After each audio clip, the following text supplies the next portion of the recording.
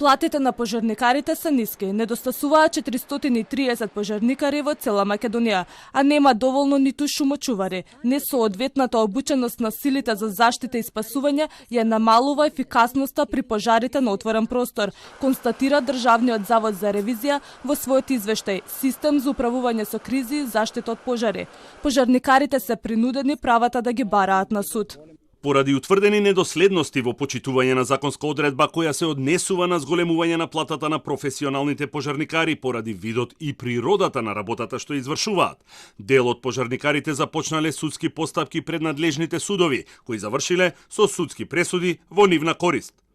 По тој основ, во периодот од 2017 до 2022 година, од страна на општините кои беа опфатени со ревизијата на име главен долг, судски и адвокатски трошоци, исплатени се речиси 148 милиони денари.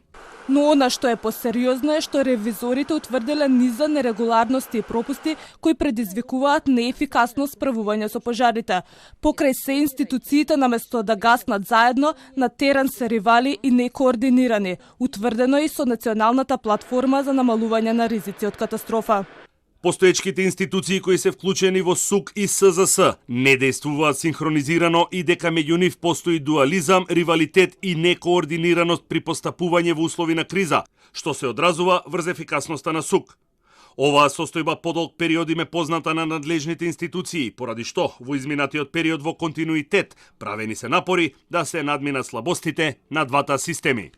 Според ДЗР не се обезбедени ниту целосни услови за превенција и рано предупредување од пожари на отворено, за навремено действување при нивно гасење, а нема ни ефикасни мерки за намалување и санирање на последиците од пожарите и обновување на животната средина. Од 2019 до 2022 изгореа 594.000 кубни метри дрво, немаше човечки жртви, но имаше настрадани домашни и диви животни.